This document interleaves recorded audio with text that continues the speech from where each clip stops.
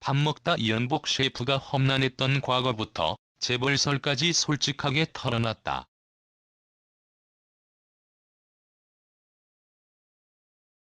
2일 방송된 SBS 플러스 예능 프로그램 밥은 먹고 다니냐, 강호동이 밥심에서는 중화요리의 대가 이연복 셰프가 출연했다. 이날 의뢰인의 출연을 앞두고 패널들은 잔뜩 긴장했다. 특히 둘째 이모 김다빈은 그분이 우리 음식을 먹고 비웃을까봐 고토로하기도 했다. 패널들을 긴장하게 한 의뢰인은 이연복 셰프. 이연복 셰프는 밥심이 필요한 이유에 대해 몸도 안 따라줘서 은퇴도 생각하고 있다. 솔직히 많이 힘들다. 예전 같지 않다고 털어놨다. 이연복 셰프는 아귀찜을 선택한 이유에 대해 중농증 수술을 했는데 신경을 건드려서 냄새를 못 맡는다. 식감 좋고 자극적인 음식을 좋아한다며 수술을 4번을 했다. 근데 안 된다고 털어놨다. 이연복 셰프는 해상파 나올 때 사과랑 해상파를 눈 감고 먹어봤는데 뭐가 뭔지 모르겠더라. 묵은 양파는 맵고 톡 쏘는 맛으로 아는데라며 우리 젊을? 트러플, 허브 같은 게 없지 않냐. 그래서 그 향을 모르니까 그런 걸 잘 안 쓴다고 향에 대한 기억만으로 레시피를 만든다고 고백했다. 화교 출신인 이연복 셰프는 외국인 학교를 다녀 어마어마한 등록금을 내야 했다고. 이연복 셰프는 우리 때는 등록금을 못 내면 일어서서 수업을 들어야 했다.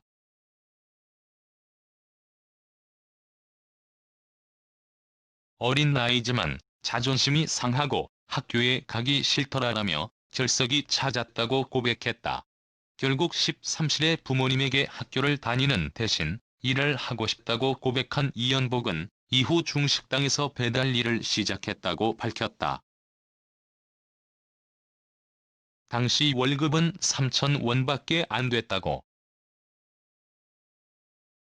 게다가 가마솥에 누른 밥과 절인 무 한 접시가 식사의 전부였다. 월급이 적은 배달 일을 하던 이연복 셰프는 주방에서 일하면 월급이 높다는 걸 알고 주방으로 가야겠다 결심했다고.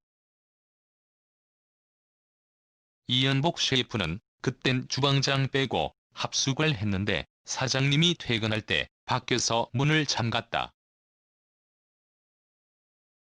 숙소가 2층이었는데 창문에서 뛰어내려서 다른 식당 주방으로 갔다고 떠올렸다. 하지만 주방에서도 요리 기술을 쉽게 알려주지 않았다. 이에 이연복 셰프는 홀로 어깨너머로 독학해 연습을 꾸준히 해 스스로 레시피를 만들었다고. 이연복 셰프는 내 레시피는 정통에서 좀 벗어난다. 남들이 하는 그대로 하는 게 싫다고 자신만의 차별화 전략을 설명했다. 19살의 선배 덕에 운 좋게 한국 최초의 호텔 내 중식당 셰프로 입성했다는 이연복 셰프. 하지만 주방에서 큰 싸움이 나며 3년 만에 잘렸고 이미 레시피를 배울 만큼 배운 이연복 셰프는 22살의 대만 대사관의 최연소 주방장으로 새로운 기회를 얻었다. 이연복 셰프는 그때는 호텔 주방장이 70만 원 정도 받았는데 나는 이것저것 환산해서 250만 원을 받았다고 밝혀 모두를 놀라게 했다. 당시 직장인 평균 월급이 30에서 50만 원일 때의 일이었다. 이후 일본에 가면 큰 돈을 벌 수 있다는 지인의 말에 대만 대사관에 그만두겠다는 의사를 전달한 이연복 셰프. 이에 대사는 미국에 있는 아들의 가게를 운영하라고 새로운 제안을 했다고. 하지만 이연복 셰프는 젊은 날의 패기가 문제였다고 미국을 택하지 않고 아내와 단둘이 일본에 갔다고 밝혔다. 아이들까지 부모님께 맡기고 일본에 갔지만 예정보다 늦게 도착했다는 이유로 이미 다른 직원이 고용됐다고. 설상가상 일본의 사행성 게임 파친코에 빠지기까지 했다는 이연복 셰프. 이연복 셰프는 제어가 안 된다. 두어 달 지나니까 나중에 생활이 피폐해지더라라며 내가 힘들고 사고 칠 때 우리 아내가 돈도 빌려오고 다 했다.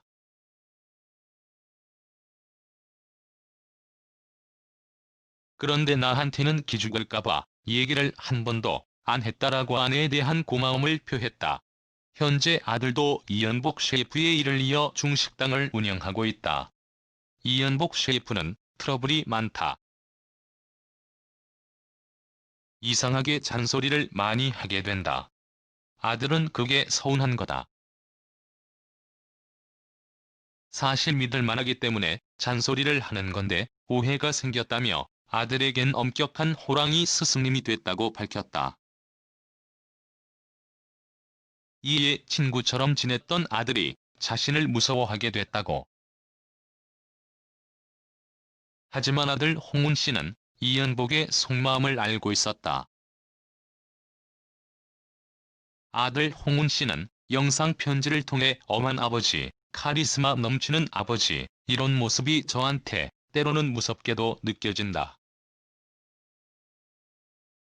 근데 저는 정말 아버지 같은 아버지가 돼서 더 큰 보답이 되어드리고 싶다고 전했고, 이연복 셰프는 감동받은 듯 말을 잇지 못했다. 이연복 셰프는 요즘 트러블이 있었다. 은퇴 고민이 있어서 더 조급하다며 얘한테는 더 많은 사업을 하게 하고 싶다. 정말 많은 제안이 있는데 어디까지 할 수 있을지 고아들에게 엄격하게 대했던 이유를 설명했다. 김다빈은 한간에 떠도는 이연복 재벌설에 대해 언급했다. 이에 이연복 셰프는 좀 억울한 게 있다. 요식업이라는 게 돈이 많이 나간다. 잘 안 되면 요즘은 힘들다. 정 못 믿겠으면 연희동 은행에 가서 내가 대출을 얼마나 받았는지 확인해봐라라고 억울해했다. 갑작스러운 은퇴 언급에 패널들이 걱정하자 이연복 셰프는 여기서 밥 먹으니까 생각이 바뀌었다. 힘이 났다고, 충분히 충전됐다고 흐뭇해했다. 두 번째 손님은 62만 구독자를 보유하고 있는 뷰티 크리에이터 새벽. 새벽은 제가 요즘 치료를 하고 있어서 밥심이 필요하다며 림프종 혈액암을 투병 중이라고 고백했다. 새벽은 폐와 심장 사이에 종양이 있다. 림프종이 혈액암이다 보니까 수술로 완치가 어려워서 약물 치료를 병행하고 있다고 현재 상황을 알렸다. 병을 알게 된 건 지난해 2월. 새벽은 증상에 대해 쇄골 한쪽이 엄청 붓더라.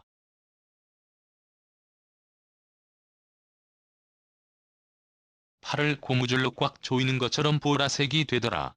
폐 옆에 종양이 있다 보니까 기침이 심하게 나왔다. 너무 아파서 폐렴이라 생각했는데 림프종이었던 거다. 암이라는 단어 자체가 사람을 주눅들게 하지 않냐고 고백했다. 하지만 새벽은 긍정적이었다. 새벽은 사실 대머리인데 지금 가발을 쓰고 있다며 호탕하게 웃기도 했고, 병을 처음 드는 순간 영화에서 보면 막 울부짖지 않냐. 그렇진 않고 그냥 덤덤하고 신기했다. 현대의학 발달했는데 치료하고 나으면 되지 싶었다고도 밝혔다. 그럼에도 힘든 건 어쩔 수 없었다. 새벽은 환경이 변하고 하던 일을 못하고 내가 진짜 난치병에 걸렸다는 사실을 깨닫는 게 힘들었다고 고백했다. 그러면서 간호사가 어느 정도 진행됐는지 말을 안 해주더라. 나중에 알고 보니까 사기에 가까웠더라. 처음에 너무 심각해서 퇴원도 안 시켜줬다. 종양 지름이 8cm였다. 말을 못하고 누워서 자지도 못했다. 되게 심각했더라라며 처음엔 머리가 너무 빠지니까 너무 슬펐다. 빠지니까 근데 나한테 좀 괜찮을 것 같다는 생각이 든 게 헤어스타일을 계속 바꿀 수 있지 않냐. 가발의 세계가 너무 신나더라. 그 스펙트럼이 더 넓어진 것 같아서 좋았다고 긍정 에너지를 전파했다. 새벽의 긍정 에너지는 사랑의 힘에서 나왔다. 남자친구와 5년째 교제 중이라는 새벽은 남자친구가 잘 안 우는데 울었다. 너무 힘들어했다며 미래를 그려보지 않냐. 그 미래를 꼭 같이 가보고 싶었다. 너무 힘들어서 항암을 안 받겠다고 버틴 적이 있다. 남자친구가 어느 날 엉엉 울면서 제발 치료 한 번만 받아주면 안 되냐. 매일매일이 불안하다고 처음으로 애기하더라라고 울먹였다. 새벽은 병원 가는데도 너 때문에 항암 받는다고 괜히 화를 냈다. 근데 웃으면서 고맙고 미안하다고 해주더라라고 남자친구에 대한 고마운 마음을 고백했다. 암 투병을 고백한 영상이 화제가 된 후 새벽은 불쌍하다는 표현이 기분이 좋지는 않더라. 왜 나를 불쌍한 사람을 만드나 싶었다. 누구보다 행복한데 내가 불쌍한가 싶었다고 털어놓기도 했다. 이어 남자친구에게 내가 아픈 게 좋은 사람을 놓치지 말라는 하늘의 시그널이라 생각한다. 과거로 돌아가서 아프지 않고 살래? 지금처럼 살고 오빠를 알아볼래?